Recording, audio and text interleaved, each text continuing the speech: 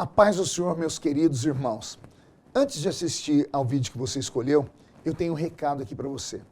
Aqui na descrição você encontra o link para a minha livraria digital com todos os meus livros disponíveis para você adquirir e ler imediatamente. São estudos aprofundados sobre diversos temas da vida cristã. Clique agora e conheça toda a livraria digital do pastor Marco Feliciano. Que Deus te abençoe. Pastor Marcos Feliciano! Pentecostal que não faz barulho.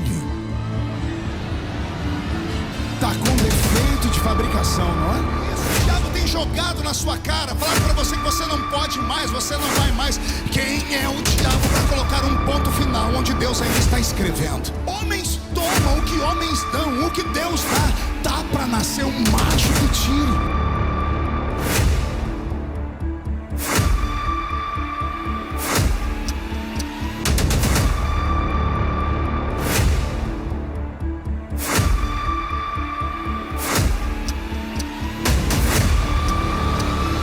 Os Samalates e Tobias que falaram que essa festa acabou, morreu, eu te repreendo em nome do Senhor Jesus, porque se ninguém pode falar, eu posso, porque eu nasci nessa tribuna, eu nasci aqui, eu sou prova de que Deus pega o menino do mato e coloca entre os príncipes da terra.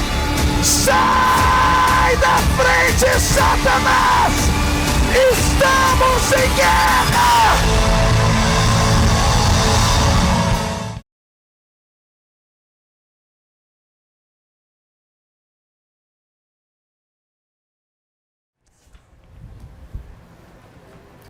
Fecha o guarda-chuva, porque vai chover nessa manhã. Eu cumprimento a todos com a paz do Senhor. Quem está feliz com Jesus nessa manhã? Então encontra uma pessoa bem bonita do seu lado e dê um sorriso para ela. Ficou difícil? Tem gente que nem vira o pescoço. Geralmente eu digo assim, se não tiver ninguém bonito aí embaixo, é só olhar aqui para cima. Mas só sobrou eu e o Roberto. Se contente com o que está do seu lado mesmo, tá bom? Vamos estar em pé? Abra sua Bíblia comigo no segundo livro das Crônicas. Deus está aqui. Segundo livro das Crônicas, capítulo 1. É uma alegria estar de volta aqui na MSBN. Uma alegria que dessa vez eu pude conhecer o pastor Saulo. Eu almocei com ele. E ele é infinitamente mais bonito do que aquele que apareceu aqui. Eu reclamei com o pastor Márcio. Falei, mude a foto dele, porque aquele ali da foto está parecendo o avô dele, né? Que a barba dele não está branca daquele jeito mais, né? Então ele está mais bonito. Fiquei extremamente feliz em conhecer o pastor Antônio. Essa figura simpática. Ele vive além do nosso tempo, assim, uns 500 anos para frente, né? Meia hora com ele eu já fiquei com vontade de ficar rico, né? Eu não sei, que é um espírito, né, que vem. Uma alegria. Rever o pastor Márcio, com quem conheço desde o Brasil. Ele quase me deixou triste aqui de novo. Ele insiste em dizer que me escuta pregar desde pequenininha. Não é bem assim, não é bem assim, né? Estou aqui acompanhado do reverendo Duda Lisboa, esse moço que está aqui na frente. Ele é mestre em área digital. Ele trabalha de madrugada, está com o olhinho pequeno ali. Não sei como é que conseguiu vir de manhã, né? Ele fica no computador até às 5 da manhã. Trabalha com artistas do mundo todo. Deus te abençoe por estar aqui conosco, tá? No teclado, o pastor Roberto Marinho. Trabalhava aqui nos Estados Unidos com o pastor Benny Hinn. Aí foi para o Brasil trabalhar com o pastor Benny Ruim, né? A família que sempre me hospeda aqui em Atlanta, o Armando, sua esposa, seus filhos, obrigado de coração, viu? Amo vocês. E eu estou aqui neste look, morrendo de vergonha. Você ri porque não é você, né? É que eu fui falar para uns irmãos aqui em Atlanta que eu completo 25 anos vindo à América. E a primeira vez que eu vim pelo estado de Atlanta. Eu vim por Marietta. Aí, como a pessoa assistiu o Congresso dos Gedeões esse ano, e esse ano eu fui de terno branco, porque lá na África, O irmão disse: esse ano o senhor completa 25 anos nos Gideões, que me acompanha há 25 anos. Então, como é bodas de prata, o senhor vai com um terno que eu vou lhe dar. O irmão me deu um terno branco e eu passei vergonha lá. Aí chego aqui em Atlanta, me fazem passar vergonha aqui também, né? E desejo de crente assim, ou você realiza ou dá problema. Então estou eu aqui parecendo um anjo ou um pai de santo, como vocês quiserem, né? Segundo livro das Crônicas, capítulo 1, quem encontrou, diga amém. Versículo de número 6 a seguir. E Salomão ofereceu ali sacrifícios perante o Senhor sobre o altar de cobre que está na tenda da congregação. Ofereceu sobre ele 1000 holocaustos. E naquela mesma noite Deus apareceu a Salomão e lhe disse: pede o que queres que eu te dê. E Salomão disse a Deus: tu usastes de grande beneficência com meu pai Davi, e a mim me fizeste rei em seu lugar. Agora pois, ó Senhor Deus, confirme-se a tua palavra dada a meu pai Davi, porque tu me fizestes reinar sobre um povo numeroso como o pó da terra. Dá-me pois agora sabedoria e conhecimento, para que eu possa sair e entrar perante este povo, pois quem poderia julgar a este tão grande povo? E então Deus disse a Salomão: porquanto houve isto no teu coração, e não pedistes riquezas, bens ou honra, nem a morte daqueles que te aborrecem, nem tampouco pedistes muitos dias de vida, mas pedistes para ti sabedoria e conhecimento, para poderes julgar o meu povo sobre o qual te constituí rei. Sabedoria e conhecimento te são dados, mas também te darei riquezas, e bens, e honra, quais não teve nenhum rei antes de ti, e nem depois de ti haverá. Amém, igreja? Feche a Bíblia, coloque no banco, na cadeira, e pegue na mão da pessoa mais perfumada do seu lado. Eu tentei bonito, não deu certo. Perfumado deve ter alguém. Isso. Agora aperte a mão da criatura com carinho até ela falar aleluia. Pentecostal que não faz barulho. Está com defeito de fabricação, não é? Vamos orar? Senhor, nós te exaltamos, nós te glorificamos, e nós entendemos que dentro de alguns minutos, e mais uma vez, esta linda igreja ficará pequena para o tamanho da glória que o Senhor vai mandar do alto dos céus. Os que vieram tristes começarão a saltar de alegria. Os que vieram se arrastando não voltam para casa se arrastando. Hoje voltarão voando nas asas de um novo tempo.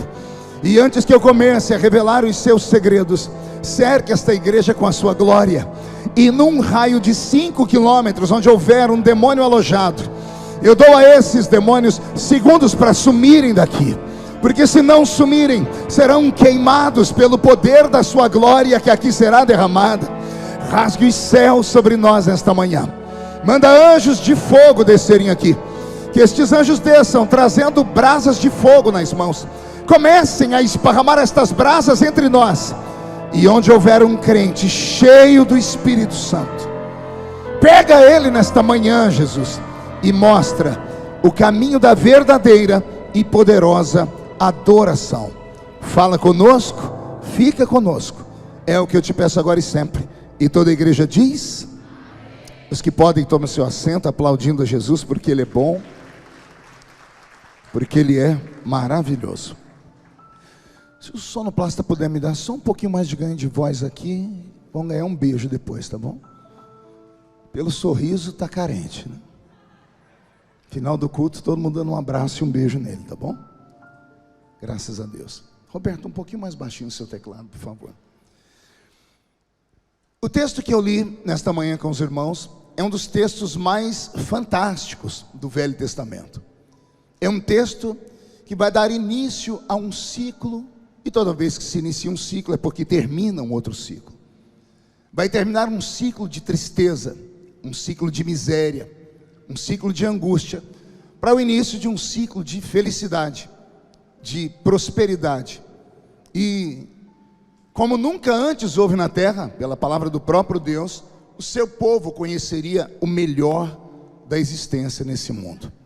A história é a história do velho Salomão, que nesta manhã vai ser o novo Salomão para nós, porque eu vou falar de um período da vida dele, em que poucos de nós nos apegamos ou até conhecemos. Salomão é o filho do rei Davi. Filho de quem, igreja? Não ouvi? Pergunta ao seu irmão aí, conhece Salomão? Então vem comigo que eu vou te apresentar ele nessa manhã. Salomão é um dos 20 filhos que teve o rei Davi. Olha que notícia boa. Poucos sabiam que Davi teve tanto filho. Davi teve 20 filhos. Entre os 20 filhos, ele teve uma única filha mulher. 19 meninos e uma única menina. Eu quero que você vá memorizando isso, porque a história vai se encaixar daqui a pouco. 20 meninos e uma única menina.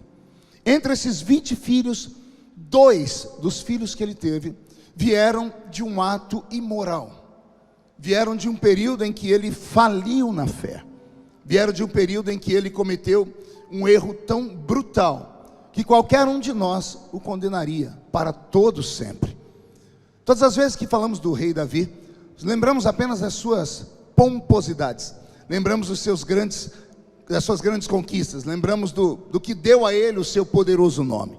Davi é tão respeitado que até os dias de hoje, grandes corporações, quando querem dar estudos àqueles que os lideram, chamam aí esses mestres do ensino de potencializar o ser humano e sempre usam Davi, porque Davi é um símbolo daquele que era pequeno, sem força, que venceu aquele que era grande, extremamente forte.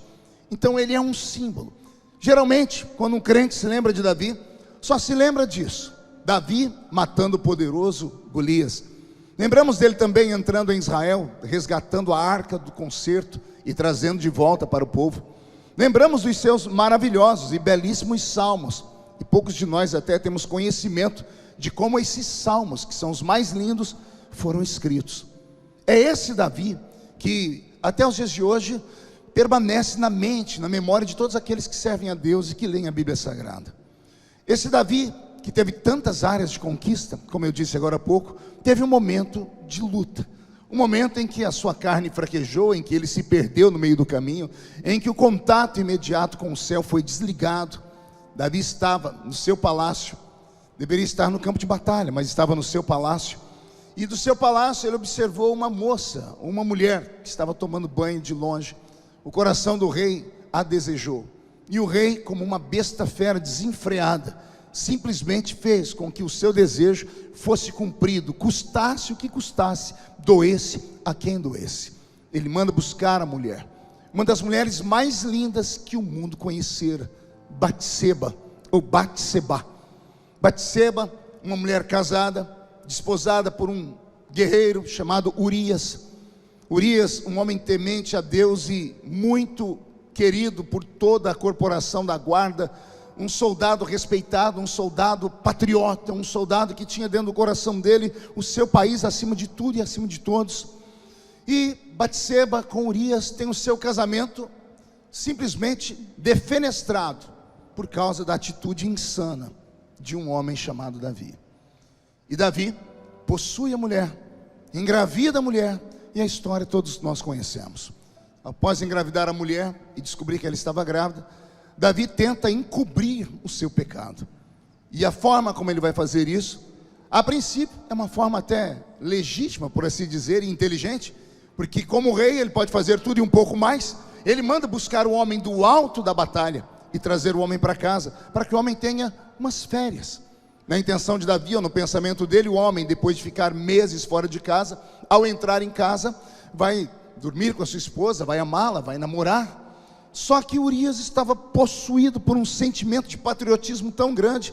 Isso deve ser até matéria de um ensino para um outro dia, se isso é de fato válido, se vale mais o trabalho do que a família.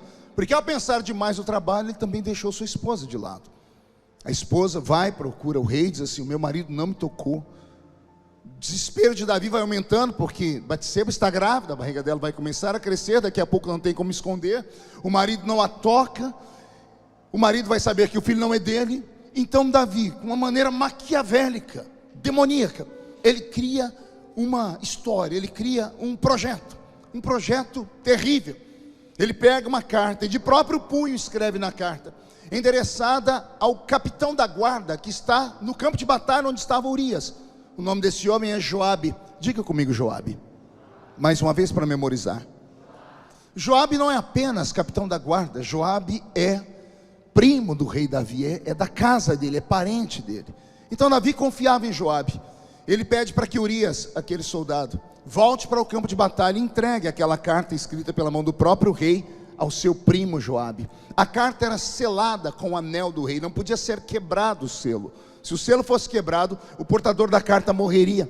Então Urias cuida mais daquela carta do que da sua própria vida.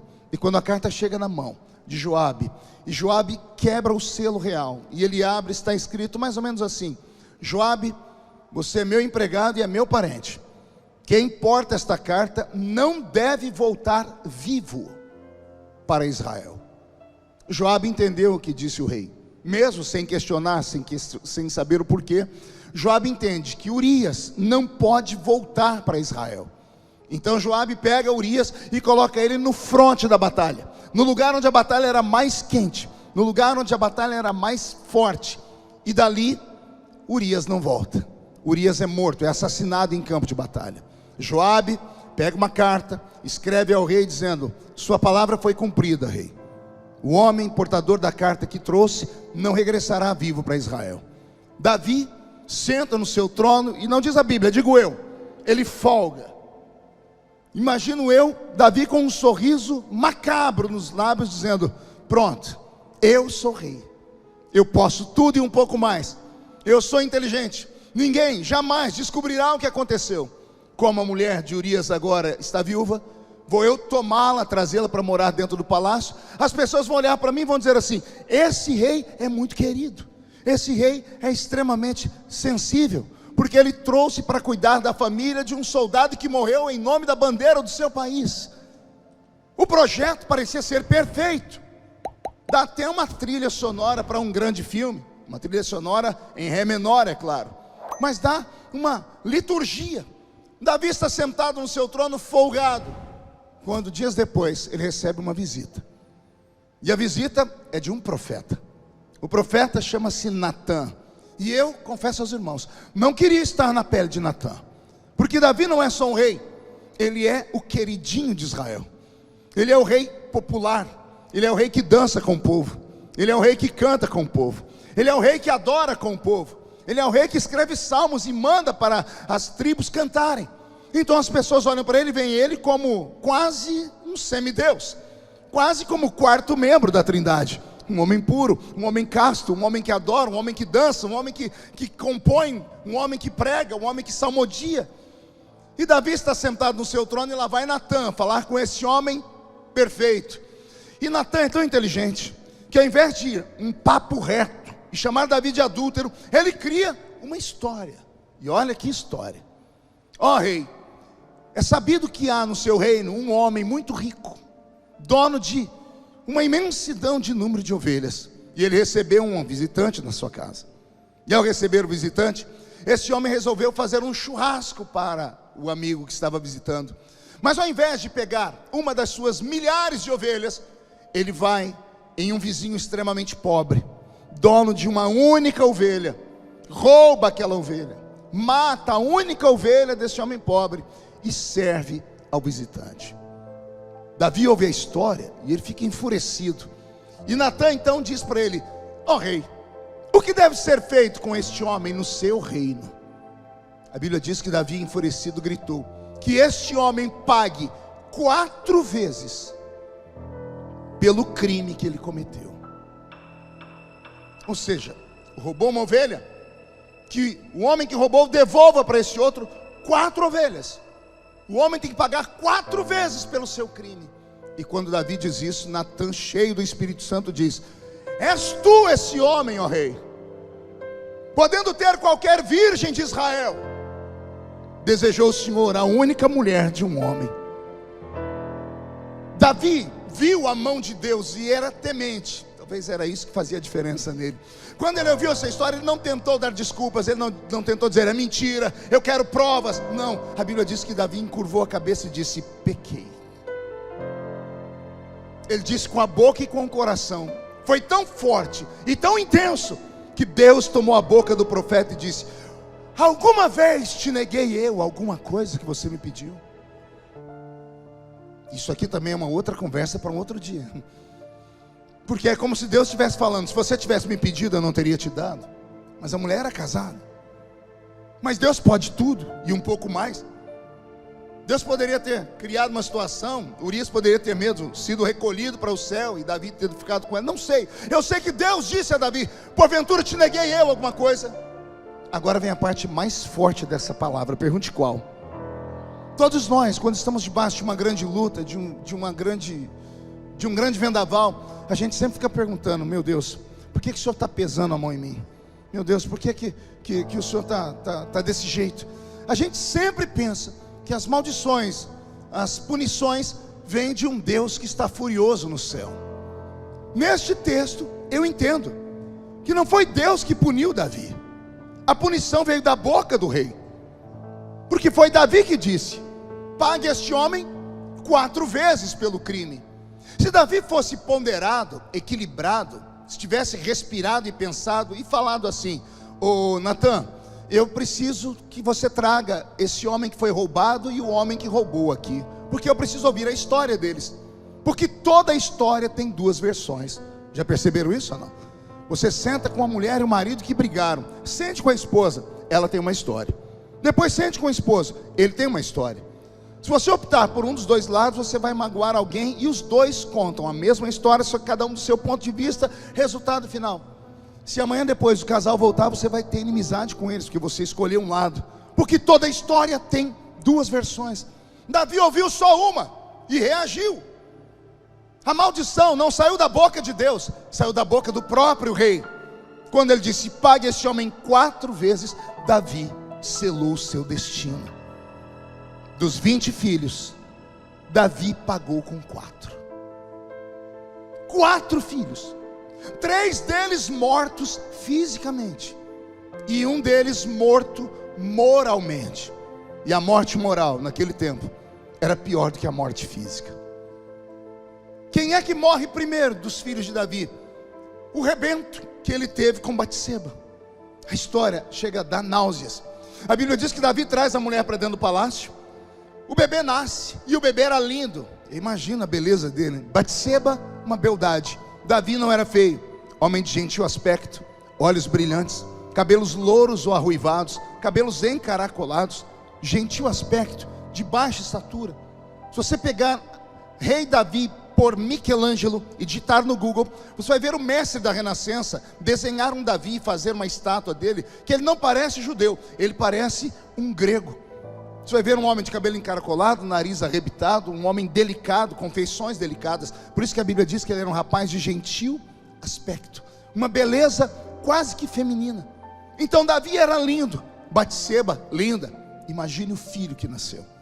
Só que a Bíblia diz que depois que o menino nasceu, um belo dia ele adoeceu. Os médicos, e Davi era rei, tinha à sua disposição toda a medicina do Egito, que era logo ali. Atravessava a cidadezinha de Tebas e você já estava no Egito, primeiro país da África. Ele buscou os melhores médicos, e os melhores médicos não deram saúde à criança. Davi então percebeu que se os homens não conseguem descobrir, a doença não vinha da horizontal, a doença vinha da vertical. E Davi cria algo que até hoje os crentes imitam. É Davi que começa essa história de campanha de 7 dias. Davi faz um jejum de 7 dias.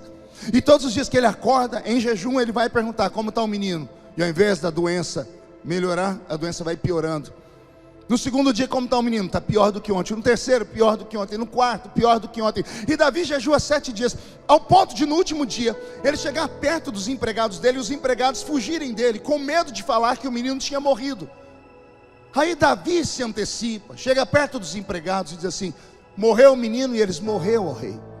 E o que Davi faz nessa sequência, nem os empregados entendem, porque a Bíblia diz que Davi se levantou da terra, se lavou, trocou as suas vestes, adorou ao Senhor, visitou Batseba, se alimentou. Ele faz uma sequência de atos que uma pessoa que estava desesperada, com depressão, não faria. Aí os empregados perguntam para ele: ô rei, estando o menino vivo, o senhor só tinha tristeza e jejuava e orava. Agora que o menino morreu, o senhor se levantou, por quê? Aí Davi manda para eles um recado: enquanto a criança estava viva, tinha esperança. Eu podia fazer alguma coisa, mas agora que ela morreu, o que posso eu fazer? E mesmo do erro de Davi eu aprendo uma coisa. Pergunte o quê? Que a vida continua. Vou falar de novo para ver se essa palavra entra na sua alma. Após uma grande tragédia, não importa qual seja ela, a vida precisa continuar. Porque se ela não continuar, você vai ficar pior do que antes da tragédia. Vai se trancar num quarto, vai perder a esperança, vai perder a paz, vai perder a alegria, vai perder a vontade de viver, vai perder o apego pela família, e você vai se enclausurando ao ponto de resolver deixar esse mundo do que enfrentar a vida. Davi, mesmo errado, todo torto e desgraçado, o infeliz está me ensinando que agora que morreu, levanta. Depois de levantar, toma um banho. Depois de tomar um banho, se unge. Aí troca as roupas, tira as roupas de tristeza e põe uma roupa de esperança. Aí depois vai para o santuário adorar. Aí vai procurar a família, porque ele procurou Batseba e a consolou, diz a Bíblia. E aí diz a família: Deus deu, Deus levou, bendito seja o nome do Senhor. E se alguém ia apertar demais, falar: por quê? Aí você grita: porque eu sei que o meu Redentor vive, e que em breve se levantará para resolver a minha situação. Posso ouvir um glória a Deus da igreja por isso? Pois bem, o primeiro filho está morto. Davi começa a ficar triste. É nesse período que Davi está tão triste, porque ele sabe que Deus ficou triste com ele, que Davi chega diante de Deus e diz: Senhor, eu quero te dar um presente. E Deus diz: que presente, Davi? Eu quero te dar uma casa de veraneio. Eu quero te dar uma casa onde o Senhor possa passar as férias. O Senhor pode visitar o mundo todo, mas quando quiser descansar, venha para Jerusalém. Vou te dar uma casa assim, assado. E Davi desenha. Davi faz a arquitetura da casa do Senhor, o templo famoso chamado Templo de Salomão. E Deus diz para ele: amei a planta, gostei da arquitetura, amei a ideia, mas não quero da sua mão. Por quê, Senhor? Porque na sua mão está o sangue dos inocentes. Isso deixou Davi depressivo. Desse dia em diante, a vida de Davi não é mais a mesma. Um dia Davi está sentado no seu trono. Dos 20 filhos, ele só tinha um que o alegrava demais. Pergunte qual era o nome dele. Na verdade é o nome dela: Tamar, a única filha de Davi. 20 meninos e uma única menina. Quem tem filho homem aqui sabe a luta que é. Pegue 20 meninos, 19 meninos e coloca dentro de uma casa. Final do dia não tem mais casa. Ainda mais se o menino for filho de um crente pentecostal. Os diáconos da igreja sabem do que eu estou falando. Ainda bem que criaram os cultinhos para criança, porque a Assembleia de Deus na nossa época, as crianças desviavam tudo, porque os diáconos não tinham paciência. Eu fui diácono. Tinha um menino na minha igreja que quando ele chegava na igreja, o diabo ia se manifestar, o diabo olhava para o menino, o diabo fugia do menino. É sério, ele era perturbado. Ele conseguia passar debaixo da minha perna. Só o sangue de onde chega até me dá arrepio. Senhor, ainda bem que o Senhor me livrou disso. Beto, muda a música. Vamos lá.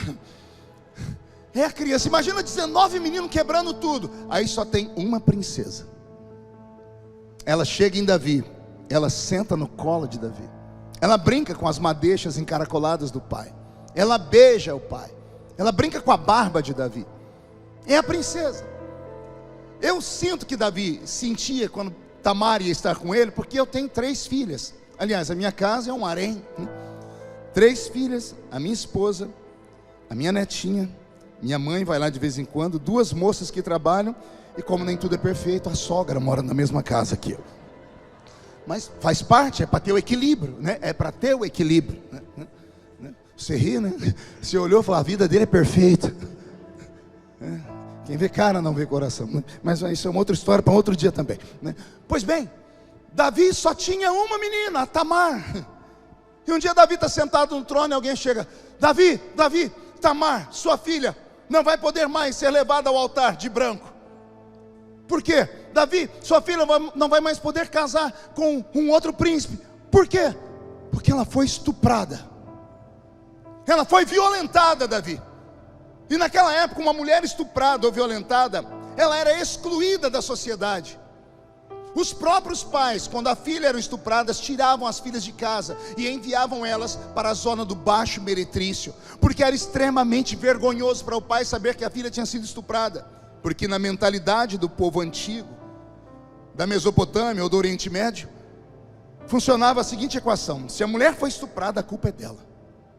Ela se mostrou, ela se revelou. Por isso que naquela época as mulheres usavam a burca, só ficavam os olhos para fora, para a mulher não ser cobiçada nem desejada. Então, quando uma mulher era estuprada ou era violentada, entendiam eles naquela época que a culpa era dela, e por isso ela era arrancada de casa e mandada embora. Davi tem 19 filhos homens, só tem uma menina, e a única menina foi estuprada. Davi quer vingança. Eu sou pai, sou crente, sou contra a pena de morte, mas se alguém estuprasse uma filha minha, eu não sei o que eu faria. Pense os senhores aí, com toda a sua fé, com toda a sua religião, o que você faria se alguém tocasse na sua filha? Eu imagino a ira que está Davi. Davi é guerreiro, ele arrancou a cabeça de um soldado gigante chamado Golias. Davi está no trono. Quem matou a minha filha? E alguém diz: seu filho Aminon matou ela moralmente. Ele estuprou ela, ele violentou ela. Davi tinha um menino chamado Aminon, filho dele. E Aminon era muito próximo de Tamar. E Aminon se apaixonou por ela, se apaixonou pela própria irmã. Há um cheiro de incesto no palácio e ninguém sente. O menino chega às vias de fato, porque ele está com os hormônios pulando pelo corpo. E ele cria uma história. Ele diz que está doente, e ele quer que a irmã venha cuidar dele. E a irmã bondosamente vai cuidar dele. Quando ela está no quarto, ele ataca ela como se fosse um animal. E ele tira a virgindade de Tamar. Ele destrói o futuro dela. A filha do rei não pode mais casar com o príncipe. Ela tem que ser arrancada do palácio e tem que ser levada para a zona do Baixo Meretrício. Vasculhe a Bíblia, tente encontrar a história de Tamar depois disso. Não existe mais. Davi tem uma filha morta moralmente, pior do que a morte física.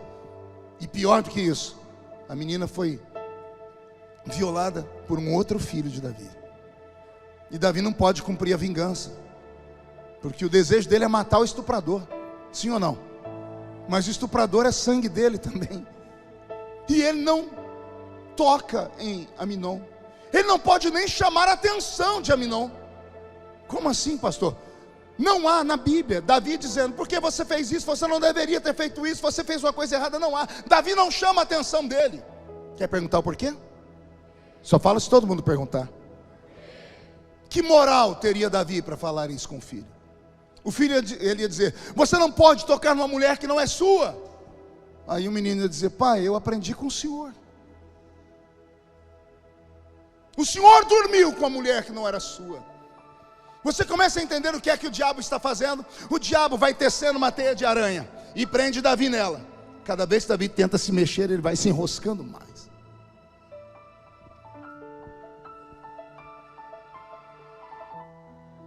Ele já estava triste e depressivo.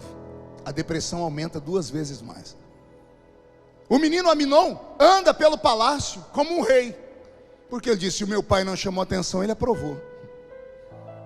Ele anda pelos corredores, e um dia no meio dos corredores, um homem tem coragem de parar Aminon e dar de dedo no nariz dele e falar assim: você é um estuprador, você é um homem violento, você não presta. E quem é o homem? Absalão, outro filho de Davi, o filho mais lindo de Davi. E Absalão briga com Aminon, mas Aminon é tão cínico, é tão canalha, que ele diz assim para Absalão: se o meu pai não me corrigiu, quem é você para me corrigir? Absalão fica tão furioso que com a própria mão ele mata Aminon. Eu não sei se ele enforcou, eu não sei se ele enfiou uma espada. Ele matou o irmão ali dentro do palácio. Davi está no trono, e alguém chega: rei, mataram o estuprador. Como assim? Mataram Aminon, mas eu não dei ordem. Quem matou meu filho? É estuprador, mas é meu filho. Eu amo meu filho. Quem matou meu filho? Eu quero vingança. E alguém diz: o teu outro filho, o filho mais bonito que o senhor teve, Absalão. E Davi se cala, Márcio, mais uma vez.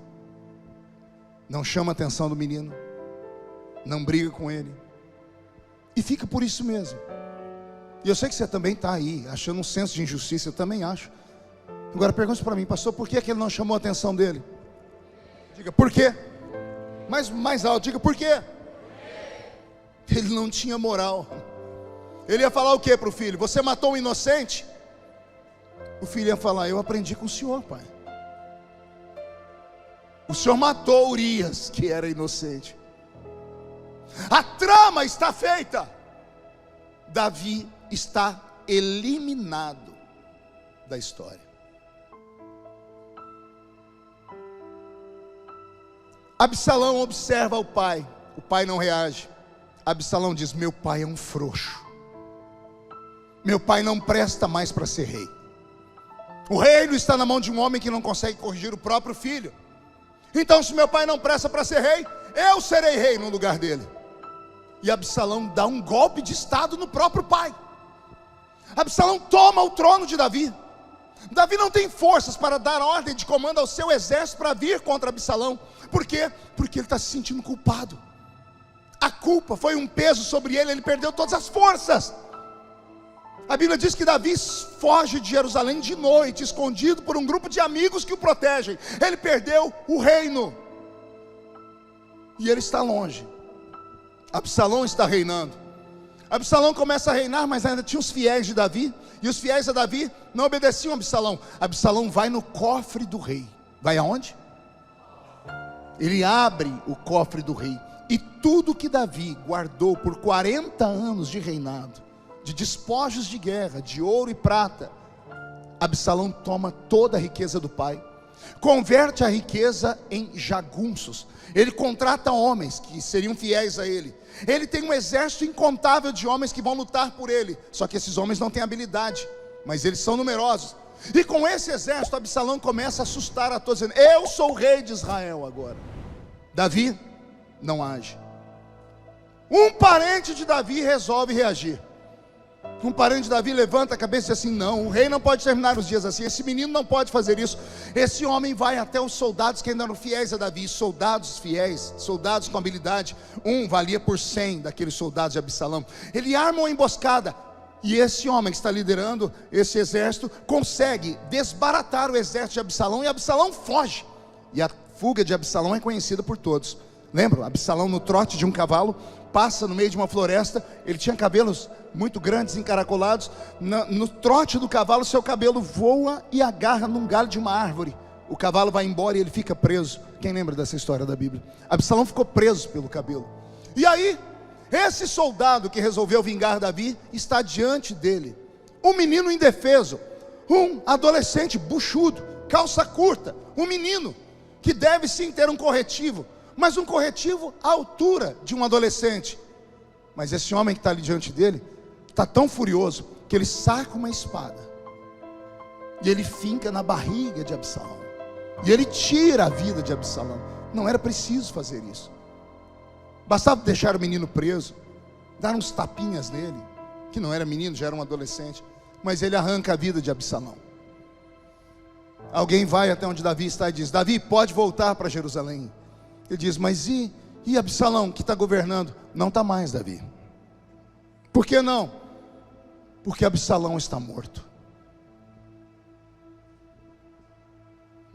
Eu imagino Davi dizendo, mas quem? Quem matou meu filho? Eu não me vinguei. Quem matou Absalão? E alguém diz, um parente seu. Qual o nome dele? Joabe, o capitão da guarda. E Davi não pode corrigir Joabe. Pergunte por quê? Joabe é o homem da carta que Urias entregou na mão dele. Esse soldado que leva a carta não pode voltar. Joabe é cúmplice do pecado de Davi, é cúmplice da morte de Urias, e Davi não pode corrigi-lo. Porque se Davi pune ele, ele abre a boca e diz, mas você entregou na minha mão o marido daquela mulher adúltera. E aqui termina o reinado de Davi. Ele volta para o trono, mas ele nunca mais foi o mesmo. Desse dia em diante, Davi começa a construir salmos, os salmos mais depressivos. Entre eles o Salmo 51, que nós amamos, que a gente se emociona, mas poucos sabem quanto custou para Davi. Porque Davi, pastor Antônio, deitado na cama, depressivo, ele olhou e disse assim: do que adiantou ter nome? Do que adiantou a fama? Do que adiantou a riqueza? Do que adiantou ter um reino desse tamanho, se eu vou terminar os meus dias sentindo falta da única coisa que eu não podia ter perdido na vida?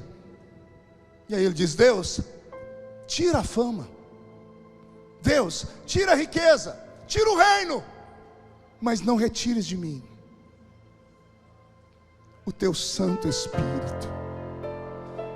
Vou falar de novo: tira tudo de mim, ó Rei, mas não retires de mim a sua presença. Pior do que a ausência dos filhos, pior do que a ausência de Tamar no colo dele, era ele sentir falta daquela glória. Eu estou com o corpo todo arrepiado.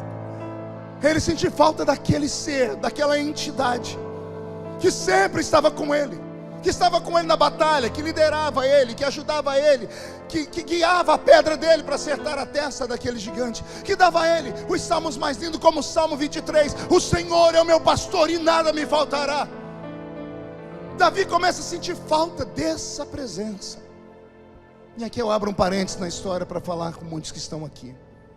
Quantos estão aqui nesta manhã que acabaram perdendo de alguma forma o contato com a presença de Deus? Erros entristecem o Espírito Santo. A ausência do arrependimento entristece de forma dobrada. Certa vez, pregando em São Paulo, eu vi uma história que ela me marcou para sempre. Eu tinha 19 anos quando eu vi a história.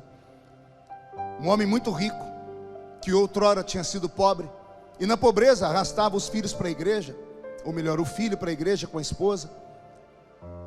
De repente Deus abriu as portas, ele se tornou empresário. E ao se tornar empresário, ele começou a diminuir a ida à igreja, porque não tinha mais tempo de ir à igreja, porque tinha que cuidar dos seus negócios. Quando não tinha empresa, quando era só empregado, ia para a igreja de segunda a segunda.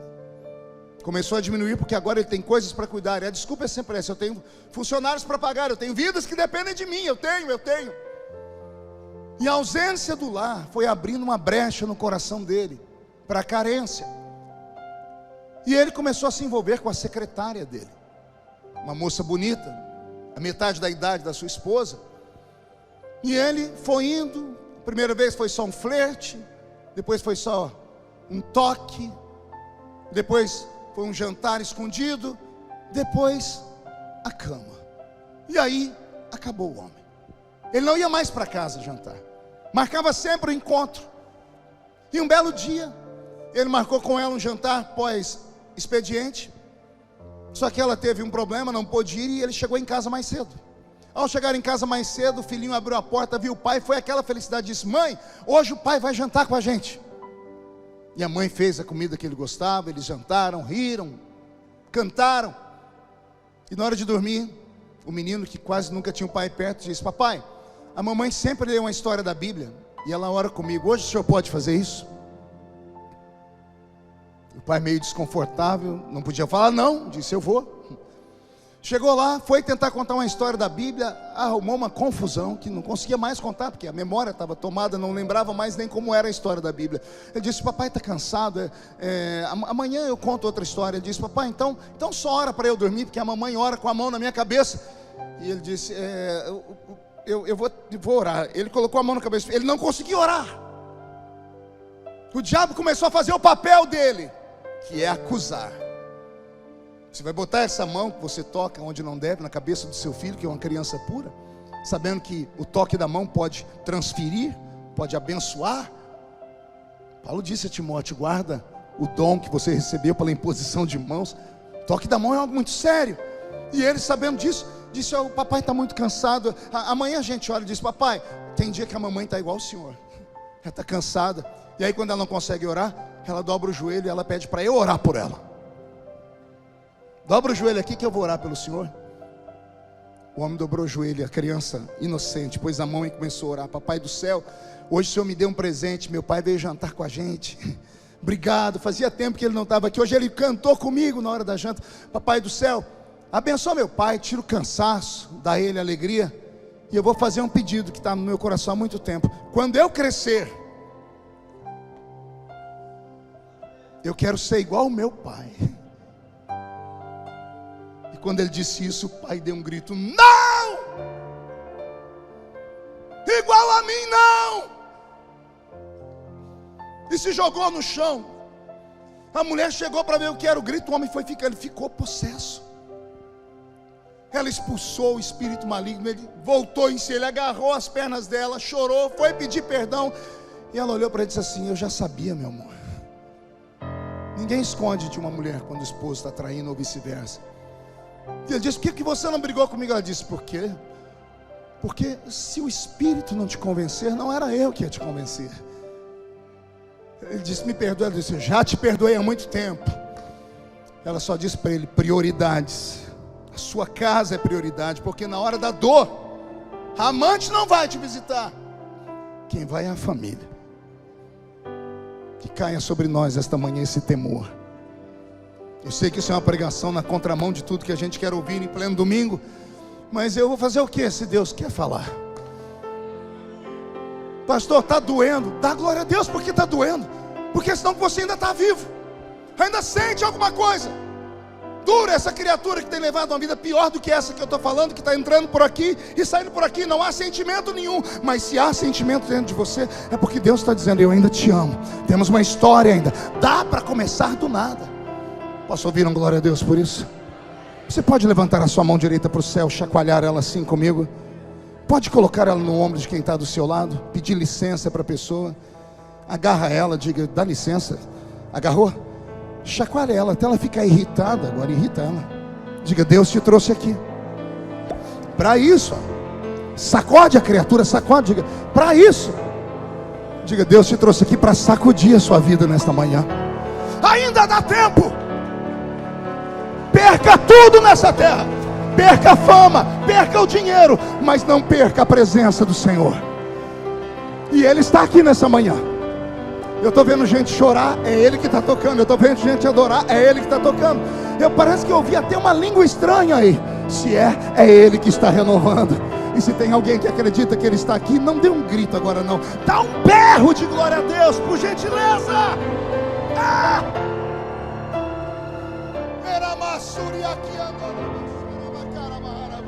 Eu ouço barulho de espadas aqui em cima. Anjos e demônios estão degladiando em cima da MSBN. E eu já sei de quem é a vitória. A vitória é sua, a vitória é nossa. Esta semana será uma semana de tanta harmonia, de tanta tranquilidade.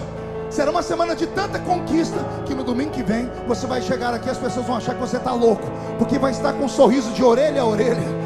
Você vai emendar uma gargalhada na outra essa semana, de tanta alegria, porque a presença do Senhor volta para o seu coração nesta manhã. Cadê os pentecostais que podem mostrar um pouquinho de vida aqui nessa manhã? Aleluia! Deus é maravilhoso. Lá está Davi deitado na sua cama, aguardando a morte chegar. Os dias são tão ruins para o fim de Davi, que a Bíblia diz que colocavam 2 virgens ao lado dele para aquecer o corpo do velho. E mesmo tendo ele saúde, porque a Bíblia diz que Davi terminou seus dias com saúde física, emocionalmente, ele estava tão morto e mortificado, que o corpo de Davi não tinha reação. Que alguém pensa que as 2 moças do lado dele, ele não tinha reação porque estava velho, que estava impotente. Não era isso. Que a Bíblia diz que ele terminou seus dias com saúde. Mas o que adianta o corpo estar bem, se aqui não está? A pior tipo de doença é a doença emocional, porque não há remédio para ela. Tanto que psicólogo não receita remédio. Aí o psiquiatra receita. Só que a receita do psiquiatra é uma droga para dar um gás na sua adrenalina, na sua endorfina. E aí você toma um Rivotril e fica doidão. O Lexotan, você começa a ver passarinho azul com bolinha rosa. Terminou o remédio, ó, você caindo em depressão de novo. Porque a depressão não é uma doença no físico. ela é na alma. E só tem uma cura genuína para a depressão: é a palavra. Porque ela é uma espada aguda de 2 fios, que vai num lugar onde o bisturi do médico não vai, o remédio não vai. Ela vai na divisão da alma e do espírito. Está sentindo a navalha aí? Então dá mais um grito de glória, por favor. Roberto, mude a música. Davi está deitado na cama, falando com Deus, e ele precisa passar o trono para alguém. E ele olha os filhos, e desde aquela época já havia a doutrina universal de que quem assume o trono é o filho primogênito. É o primeiro filho que assume o trono. E Davi começa a pensar como vai ser ao filho primogênito dele assumir o trono. E Davi, enxergando o futuro, fica mais doente ainda. Pergunte por quê? Porque ele sabe que quando o primeiro filho assumir o trono, a primeira coisa que ele vai fazer é eliminar o último filho. Porque o último filho é Salomão. Por que eliminar Salomão? Porque ele é filho do ventre adúltero de Batseba. Porque é a história que vai macular a vida do rei. O novo rei, que é filho desse rei, não quer que a história do pai dele seja contada de maneira triste. Então ele vai assumir e vai ou exilar Batseba e Salomão, ou matá-los. Essa história já aconteceu na Bíblia com outro personagem. Alguém lembra dele? Abraão. Depois que nasceu Isaac, o que foi que ele fez com a escrava de Sara e o menino Ismael? Ele eliminou, porque não queria que aquela história ruim fosse contada na história dele. Vai acontecer isso. E Davi fica desesperado, porque ele olha para suas mãos e diz: eu já tenho sangue demais nas mãos. Davi faz entrar todos os filhos na presença dele. Ele abençoa todos os filhos. O último que entra é um menino de 8 anos. Entra com a mãe, Batseba e Salomão. Davi olha para o menino, deve ter chorado. Ele olha para Batseba e deve ter chorado. Eu imagino ele de olhos fechados dizendo: Senhor, quando eu me for, Batseba vai ser assassinada ou expulsa para o deserto, e Salomão vai ser assassinado ou expulso para o deserto. E eles não têm culpa, porque a culpa é minha. Ela não veio à minha casa, eu mandei buscá-la. Ela não podia dizer não ao rei, então ela não tem culpa, ele não tem culpa. Eu não quero mais sangue na minha mão. E Davi faz algo que muda a história de Israel. Aleluia, eu sinto Deus aqui. Davi usa o último restinho de comunhão que ele tem com Deus. É como se ele falasse: Senhor, vou fazer um último pedido antes de morrer. Que pedido, Davi? É um pedido anormal. O senhor vai ter que quebrar uma lei para isso. Faz o pedido, Davi. Se o senhor ainda me ama, se ainda temos alguma coisa, se sobrou alguma coisa boa do nosso relacionamento, se esse menino, eu me for dessa terra, eu vou matar ele e a mãe, o senhor pode quebrar uma lei humana? Que lei, Davi? Ele é o último. O senhor pode transformar ele em primeiro? Eu amo quando o crente entende. Senhor, ele é o último. O primeiro tem que assumir o trono. O senhor poderia pegar essa fila e virar ela ao contrário?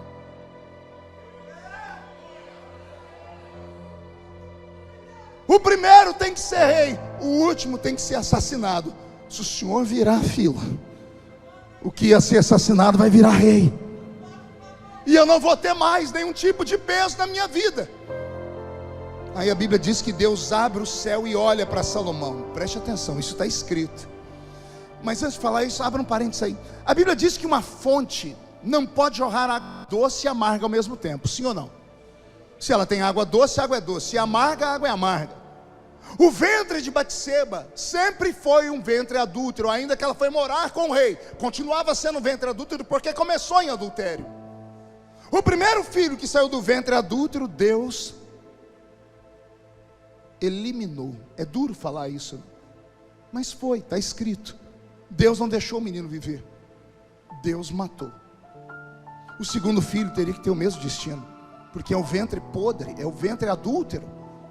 Só que a Bíblia diz que ao invés de Deus matar o segundo, a Bíblia diz que Deus abriu o céu, olhou para Salomão e o amou. Vou falar de novo. O primeiro Deus rejeitou, o segundo Deus amou. E aqui eu aprendo algo que pode mudar a sua história também. Deus não trabalha com uma régua, medindo os homens pelo mesmo tamanho. Homens acham que Deus trabalha com forma, e Deus não trabalha com forma. Eu viajei o mundo inteiro nesses 30 anos pregando, são quase 100 países do mundo onde eu preguei, e lá no Brasil mais de 4.000 municípios. Geralmente, final de culto, casa de irmão, o que tem para servir para gente que é visitante é pudim. O pudim muda de tamanho, muda de gosto, mas não muda de forma.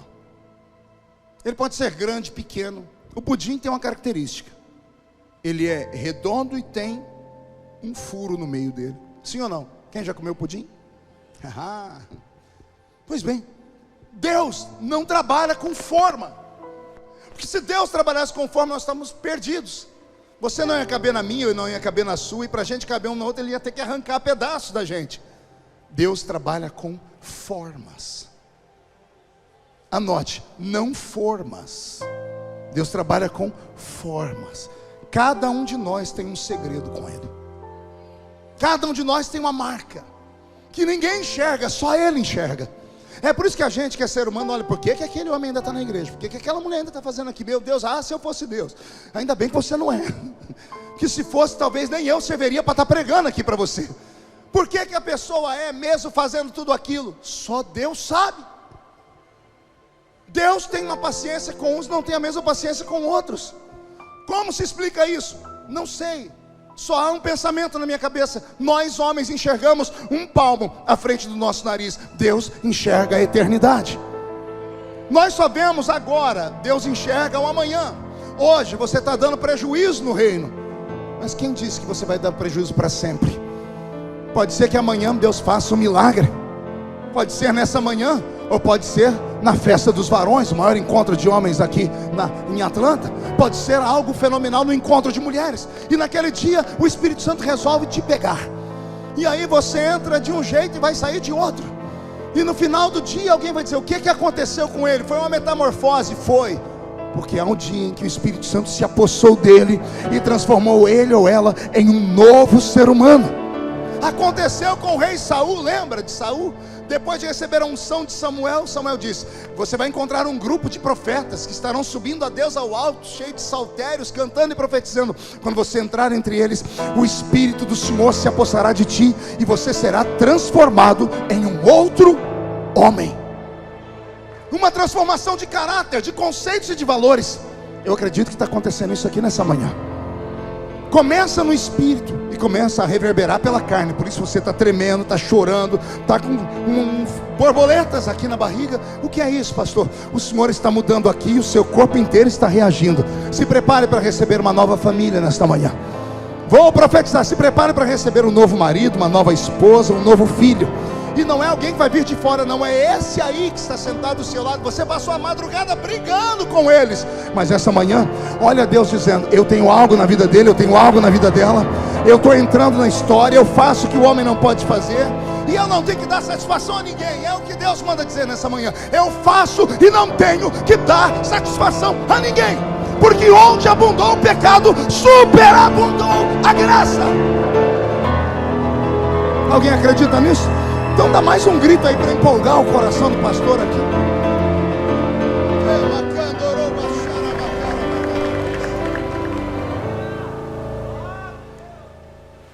Salomão pega a mãozinha dele de 8 anos, coloca debaixo da coxa do pai, porque era assim que se faziam votos. E o pai trava a mão dele entre a coxa e o colchão da cama e diz para ele: faz um voto. Que voto, pai?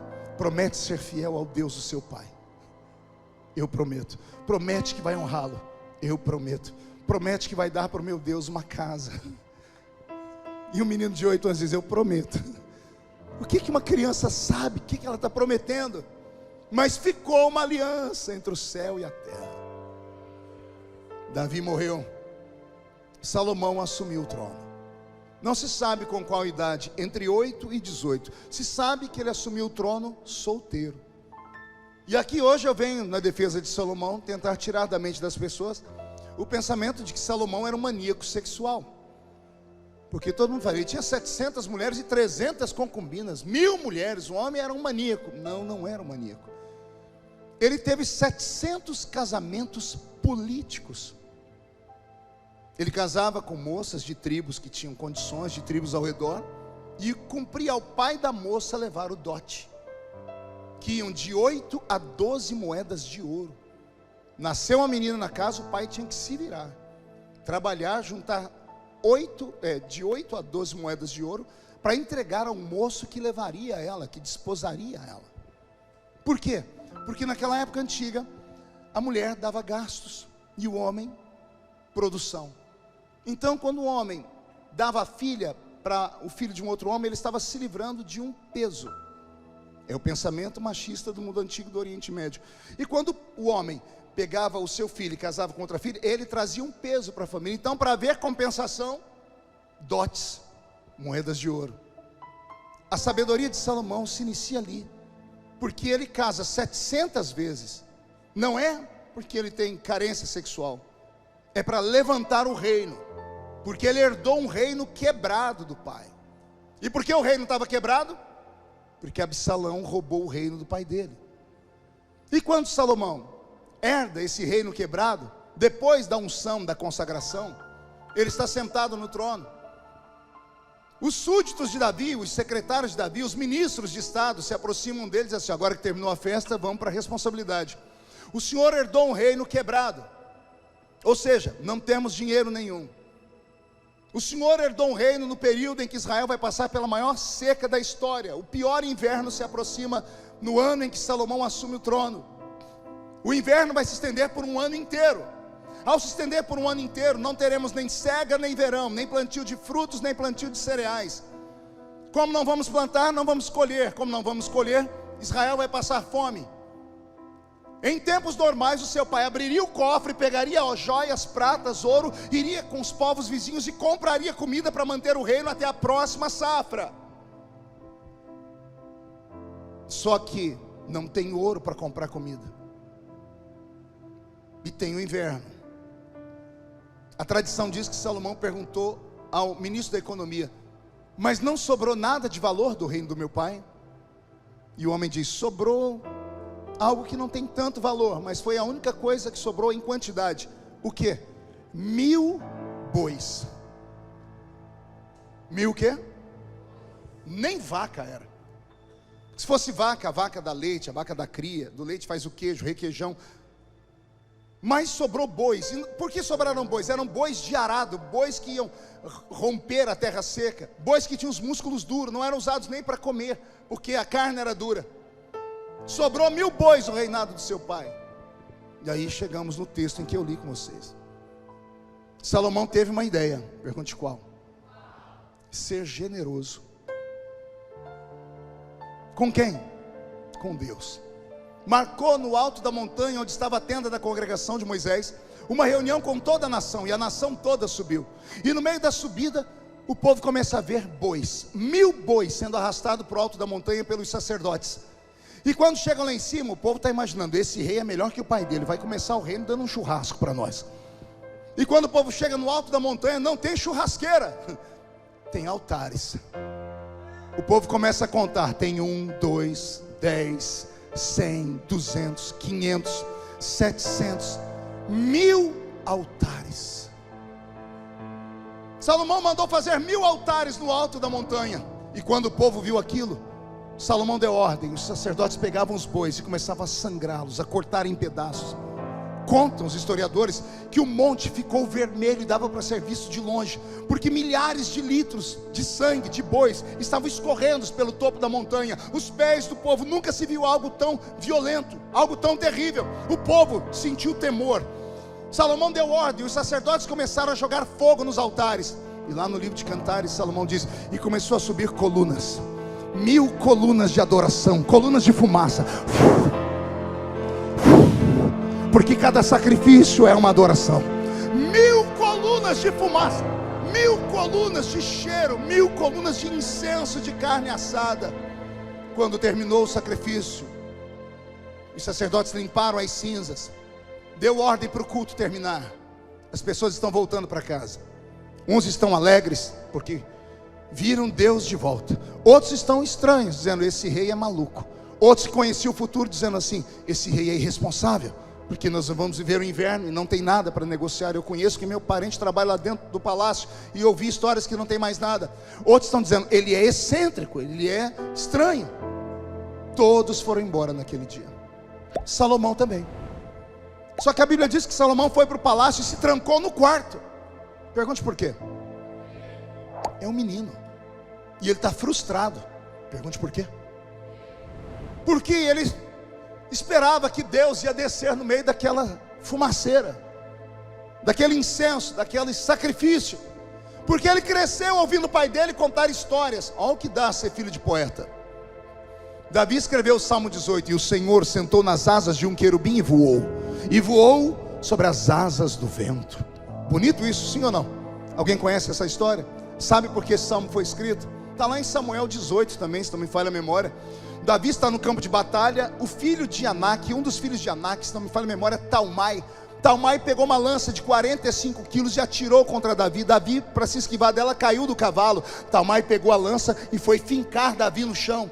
A Bíblia diz que se aproximou dele um soldado, e esse soldado, ao se aproximar dele, simplesmente se atracou com o gigante e matou o gigante. Ao matar o gigante, o soldado colocou Davi de volta no cavalo e disse: tu nunca mais sairás a peleja conosco, para que não se apague a lâmpada de Israel. Olha só, Talmai matou um gigante que derrubou Davi do cavalo. Aí Davi vai escrever a história. Deus sentou nas asas de um querubim e voou nas asas do vento e arrancou a minha alma do inferno. A história é uma, a poesia é outra. Criança ouve poesia, acredita na poesia. Salomão deu sacrifício esperando Deus descer no sacrifício, e Deus não desceu. Ele se trancou no quarto, ficou lá acabrunhado, fechado, triste, como que dizendo: o Deus do meu pai não existe. Só que a Bíblia diz que naquela mesma noite, antes da meia-noite, Deus entrou dentro do quarto. A porta ficou fechada, a janela fechada, o teto, o chão. Deus entrou dentro do quarto e olhou para aquele garoto e disse: pede o que você quiser, porque eu vou te dar. Não, vou falar de novo para ver se isso aqui te desperta. É o fim da pregação. Pede o que você quiser, porque eu vou te dar.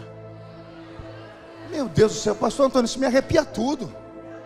Imagina você sair daqui hoje, ficar lá na sua casa, de repente de noite, você abre o olho e tem um ser de branco do seu lado. Ele dá um sorrisão, dizendo: e aí, tudo bem? Se você não tiver um infarto no miocárdio, você vai conversar.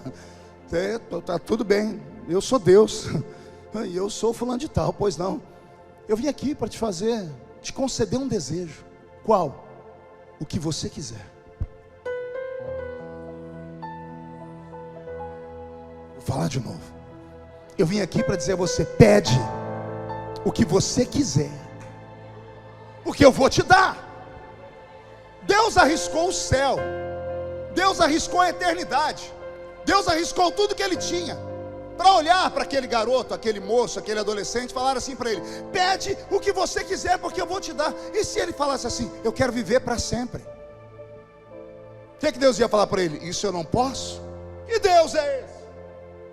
Se ele tivesse pedido para viver para sempre, possivelmente eu estaria pregando e ia levantar ali atrás. Sou eu, estou aqui, ó.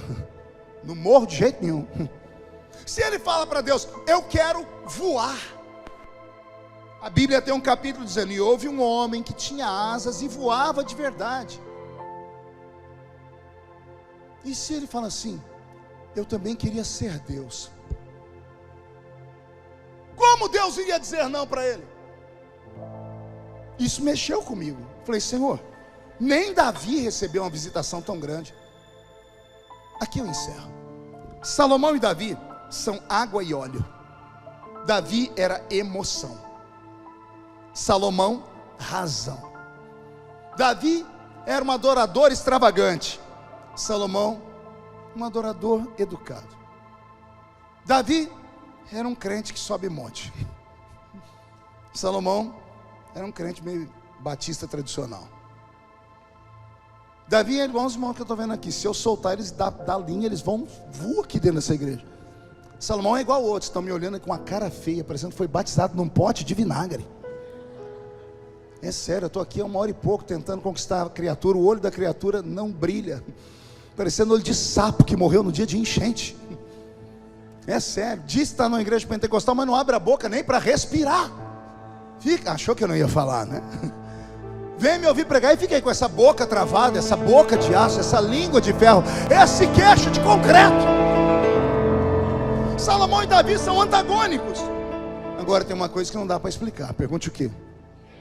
Davi nunca recebeu a visita de Deus pessoalmente.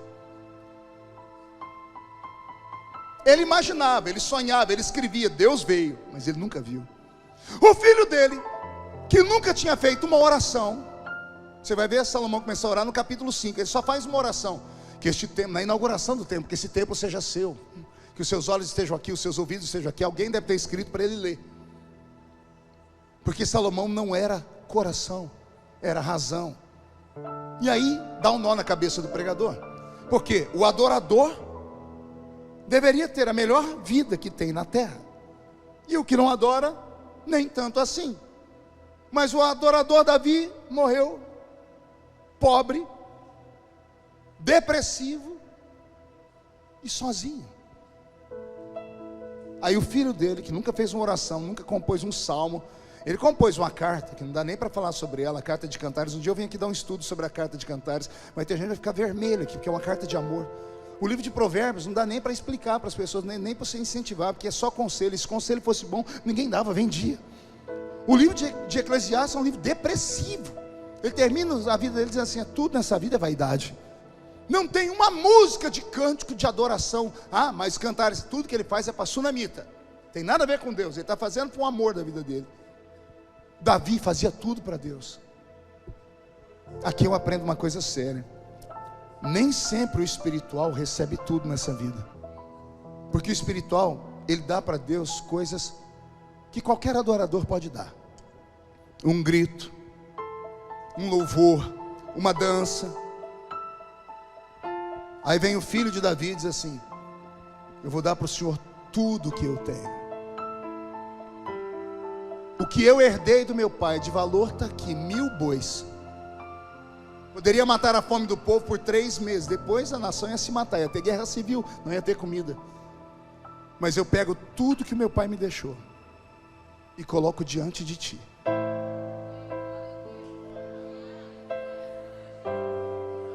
Ninguém tinha feito isso ainda. Aí Deus falou: como ninguém nunca fez isso, eu fui fazer uma coisa que eu também nunca fiz com ninguém. Ele não me deu tudo que ele tinha, assim. Então eu fui lá e falei: eu te dou tudo que eu tenho. Ninguém ganha de Deus em generosidade.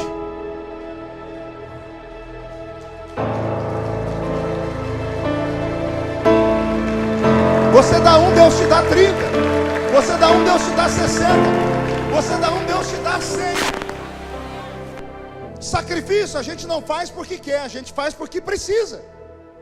Você acorda 4 da manhã para trabalhar porque gosta. Sim ou não? Não, você acorda porque precisa, é um sacrifício. Salomão não deu a Deus uma oferta, não deu a Deus um dízimo, ele deu a Deus um sacrifício. Aquilo significava o futuro da nação, pois ele sacrificou o futuro cegamente, dizendo: já que eu vou sofrer, eu antecipo o sofrimento. É tudo que eu tenho, está aqui. Aí Deus disse: ninguém pode me dar mais do que eu já dei para ele. Você me deu 1000, o que é que você quer? Aí Salomão deixa Deus mais desatinado ainda. Eu quero sabedoria. Eu imagino Deus dando um pulo. Como assim? Eu quero sabedoria para quê? Para guiar o teu povo. Não é meu, é teu. Se o Senhor me der sabedoria para eu entrar e sair diante do meu povo, do teu povo, eu estou feliz. Aí Deus disse para ele: como você me pediu sabedoria, mas não me pediu riqueza, não me pediu longevidade de dias, não me pediu o sangue dos seus inimigos, eu vou te dar a sabedoria, mas também vou te dar riquezas, também vou te dar longevidade de dias, vou entregar na sua mão todos os seus inimigos, e o reino como o seu nunca houve, e também nunca mais haverá, porque eu não encontrei ainda ninguém, Salomão, que tenha me dado tudo que ele tinha. É a sequência desta semana, onde falamos sobre generosidade. Foi o que nós vimos aqui através do coral. Que esta palavra fique no seu coração, que pelo menos um dos ensinos dessas várias personagens bíblicas faça sentido na sua vida, porque somente assim a gente vai em frente. Olha o que eu aprendo aqui. Eu aprendo que a gente não pode ficar ocioso, porque o coração vazio é alvo do diabo, mente vazia é o objetivo dele. Eu aprendo também que errar faz parte da vida do homem, permanecer no erro não. Eu aprendo que a vida tem que continuar depois de uma tragédia. Eu aprendo que família é tudo que nós temos. Aliás, eu vou além, família não é tudo que temos, é só o que temos. É mais do que tudo, é só o que temos. Eu aprendo aqui que Deus pode fazer assim, com que a glória da última casa seja maior do que a glória da primeira. Eu entendo que a misericórdia do Senhor vai de geração em geração e pode acompanhar até os nossos filhos, netos e até os nossos bisnetos. Eu aprendo também que não existe idade para se assumir um reino, para se assumir um ministério. Eu aprendo também que sabedoria vale mais do que dinheiro. Eu aprendo que generosidade faz Deus sair do trono dele e descer sobre nós. Que nesta manhã esta palavra faça morada no seu coração. Incline a sua cabeça. Pode continuar, Roberto. Senhor, eu te agradeço, porque nessa manhã tivemos um misto aqui de emoções. Fomos da alegria, da gargalhada ao choro intenso. E agora, Senhor, por último, eu senti um êxtase, um frenesi do seu espírito. Vi os seus filhos ficarem de pé para te adorar. Ainda ouço, Senhor, gemidos de pessoas que ainda estão sob o impacto de algum momento da palavra. Eu te adoro, porque o Senhor ainda fala. Eu te agradeço porque o corpo dos seus filhos estão tremendo, porque há lágrimas nos olhos deles. E quando este culto terminar, ó Pai, eu sei que hoje estendemos um pouquinho o horário, eles vão me perdoar porque eu sou um visitante. Eles voltarão para casa e terão momentos contigo. Famílias estão sendo tocadas por inteiro, da criança, do adolescente, da esposa, do esposo, do pai, da mãe, do tio, do avô, da avó. Porque o Senhor ainda ama o seu povo. Que o Senhor libere sobre aqueles que estão arrependidos o perdão. Não preciso expor ninguém, meu Pai, porque o Senhor não envergonha as pessoas. Vai no coração do meu irmão, da minha irmã, e libera sobre eles agora o perdão, porque há arrependimento.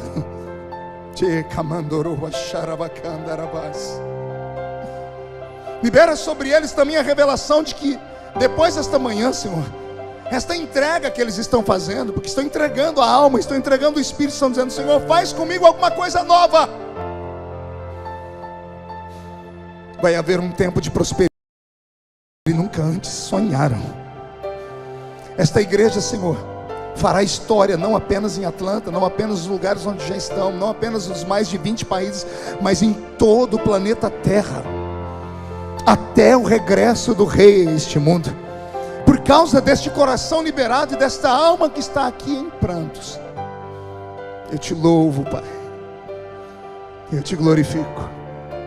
Visita o seu povo agora, onde houver alguém batizado com o Espírito Santo, mostra que o Senhor está aqui.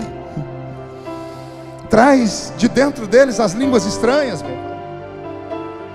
Se nem todos, pelo menos os obreiros, meu Pai, para que eles comecem a termos um coral de línguas aqui nesta manhã, para que quando o culto terminar, a gente termine para cima, porque essa semana será uma semana de conquista aqui em Atlanta.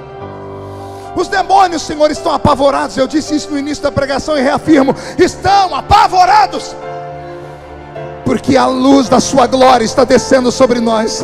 Senhor, se os que são batizados com o Espírito Santo não querem orar em línguas, batiza com o Espírito Santo agora. Vai lá, Espírito Santo.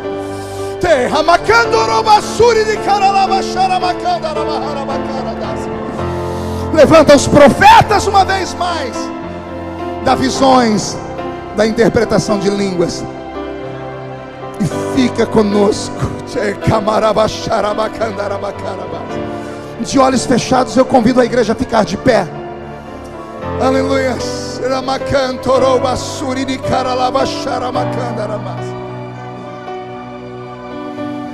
Feche os olhos e adore. Senhor, eu quero terminar aqui junto com o Roberto, dizendo que é a sua glória que nos atrai a esse lugar.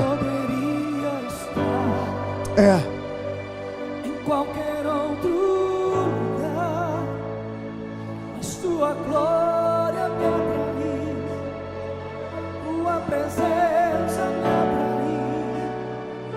Tentei me esconder por medo de não ver, mas tua glória me atraiu, tua presença me atraiu.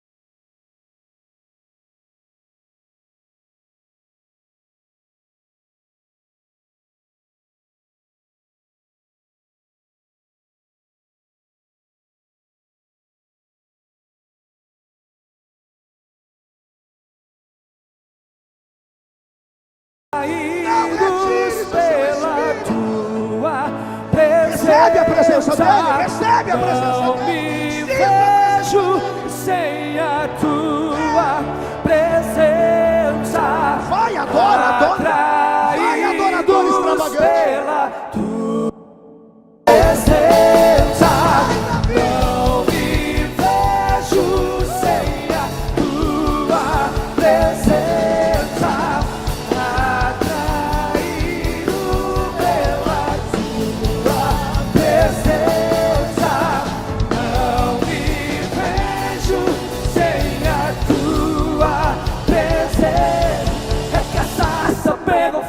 Não se consumiu, e a voz que saiu dela um dia, e o meu coração queimou até que descobriu que um dia, quando a glória vale mais que mil, é que essa só pegou fogo e não se consumiu, e a voz que saiu dela um dia me atraiu, e o meu coração queimou até que descobriu que um dia, quando a glória, um dia, quando a glória vale mais. Para encerrar, mão direita erguida ao céu bem alto e olhos fechados. Repita a minha oração dizendo: em nome de Jesus. Mais alto: em nome de Jesus. Todos os demônios que atormentaram a minha vida, a minha família, as minhas finanças, Eu ordeno. Não estou pedindo, estou ordenando. Venham para a palma da minha mão. Feche a sua mão se você crê. Eu creio que Deus nos deu autoridade sobre demônios. Está escrito em Lucas 10:19: eu vos dei poder para pisar sobre serpentes, escorpiões e sobre toda a obra do diabo. Eu vou contar até 3, nós vamos pegar esta mão fechada e vamos jogar no chão. E vamos pisar em cima, num ato profético. E aí depois você vai encontrar 2 pessoas e vai abraçá-las. Porque a Bíblia diz que quando 2 ligam na terra, está ligado no céu. E aí você vai dizer ao seu irmão: Deus reescreveu a minha história nesta manhã. 1, você nunca mais será o mesmo. 1,5, sua família sentirá orgulho de você de novo. 2, quem viver verá, para ver o que Deus fará na sua história aqui em Atlanta. 2,5, esta igreja vai crescer a 100 por 1. 2,75, Atlanta será conhecida como a cidade do avivamento.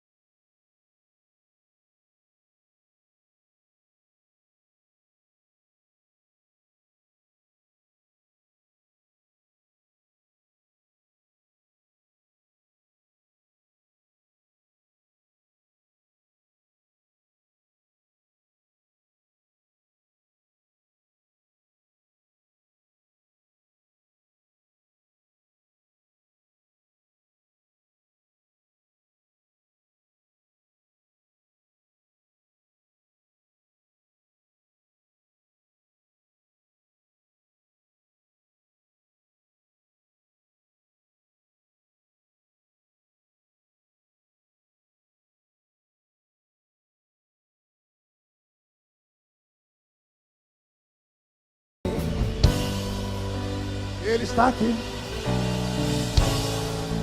O Messias aguardado, Ele vem me buscar. Yeshua, Yeshua.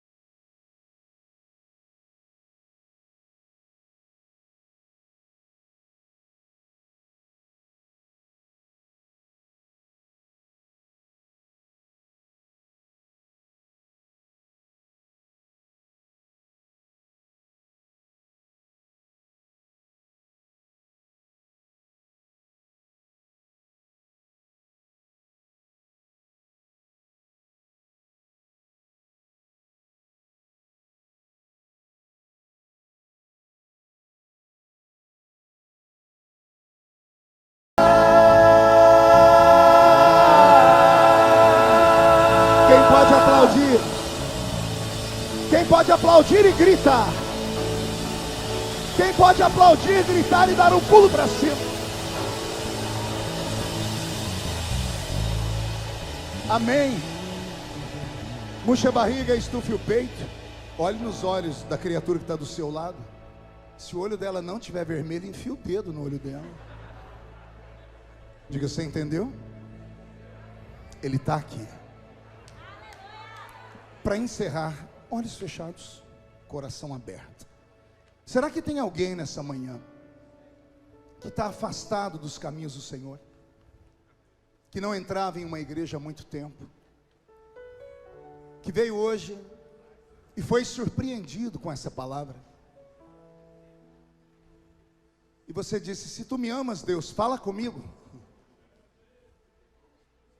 Jesus mandou te dizer, rapaz, que você ainda vai ser pastor. A senhora vai ser uma grande mulher de Deus ainda. Não importa os acidentes no meio do caminho. O que importa é o hoje.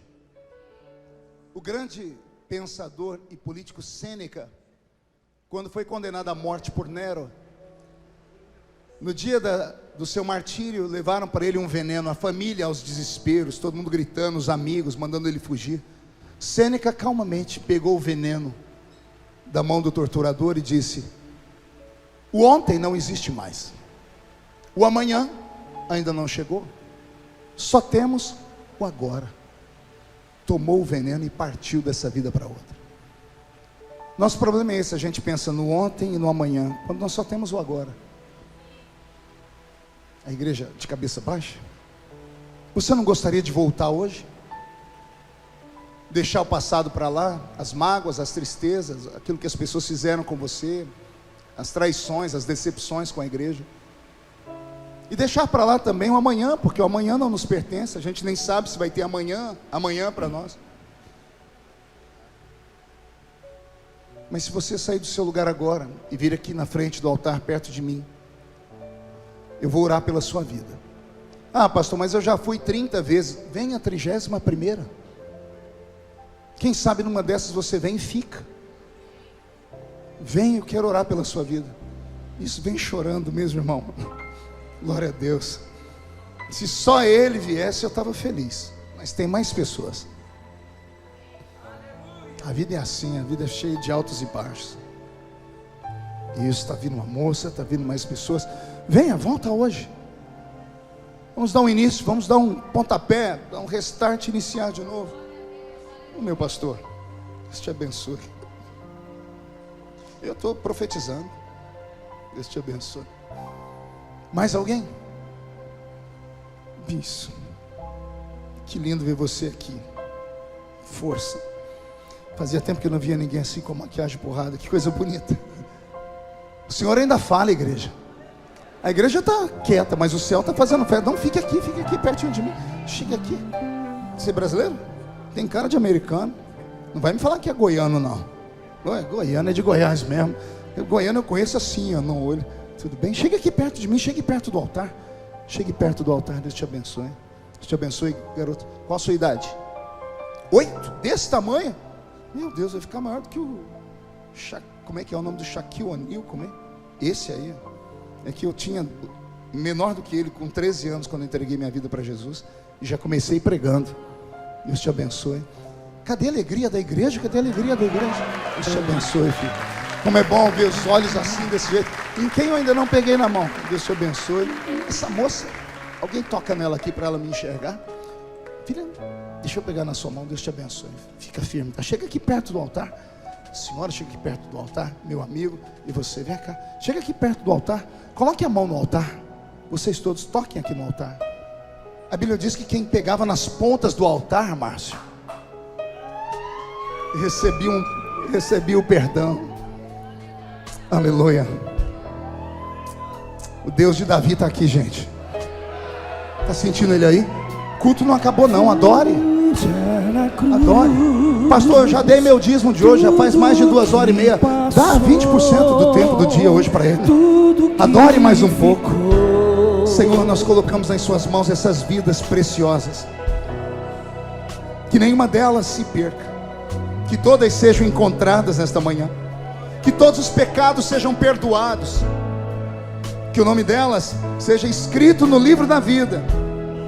Porque quando eles foram excluídos de algum ministério, o nome foi riscado. Porque a tua palavra diz que quando 2 desligam na terra, está desligado no céu. Mas agora estamos ligando eles de novo. Como estamos ligando, tudo que foi roubado vai ser devolvido. Porque todos os pecados estão sendo perdoados. Todos os pecados estão sendo perdoados, meu Pai. E todas as maldições, herdadas ou adquiridas, estão quebradas. E quando o culto terminar, voltarão escoltados para o céu diante dos seus anjos. Voltarão para suas casas escoltadas. Voltarão, Senhor, para os seus trabalhos escoltados. Voltarão para a escola escoltados. Amanhã, Senhor, inicia o ano letivo, ou o mês letivo. Os nossos jovens e adolescentes estão voltando para as escolas aqui na América. Senhor, invada o coração dessa moçada. Que eles sejam os melhores alunos nesse semestre. Que venha sobre eles a sabedoria de Salomão. Que sejam os destaques. Que depois que terminarem o ensino médio recebam cartas das melhores universidades da América. para serem convidados a estudarem lá. Pai, libera êxito sobre nós. E se a igreja querendo esse tipo de pedido, vai adorando aí. Quem sabe não cai sobre o seu filho, sobre o seu neto, sobre o seu bisneto. Nós, Senhor, colocamos todos nas suas mãos e dizemos: ora vem, Senhor Jesus. E a igreja diz amém? Quem pode dar uma salva de palmas a Jesus? Pastor Márcio, o que é que a gente faz com essa turma bonita aqui? O que é que a gente faz com eles aqui? Eles vão lá para aquela salinha? Gente, olha aqui para mim. Moças, olha aqui. Lá naquela salinha, a porta é preta, mas lá dentro é tudo luz. Tem um presente lá esperando vocês. Eu não sei se é uma pasta com $5.000 ou se é picanha, Coca-Cola, mas tem algo esperando vocês lá naquela porta lá. Se vocês puderem ir para lá. Tem alguém para guiar eles aqui? Quem pode guiar eles? Cadê os monitores? Tem alguém? Aqui, tem os monitores, estão vindo. Acompanhe eles, por favor. A igreja dá uma salva de palmas a eles. Vai lá, Goiânia. Pronto. Pastor Márcio, o microfone é seu.